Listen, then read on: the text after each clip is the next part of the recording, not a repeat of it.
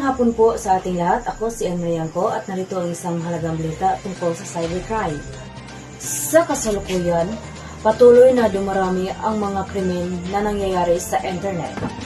Marami ang nabiktima ng mga peking online seller, paninilam sa text at social media, at mga account na ginagamit para manghingi ng pera o personal na informasyon.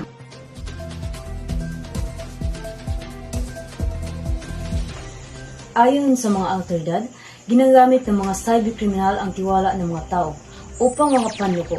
Kapag nakuha na nila ang impormasyon ng biktima, maaari itong magdulot ng pagkalugi at panganib sa seguridad.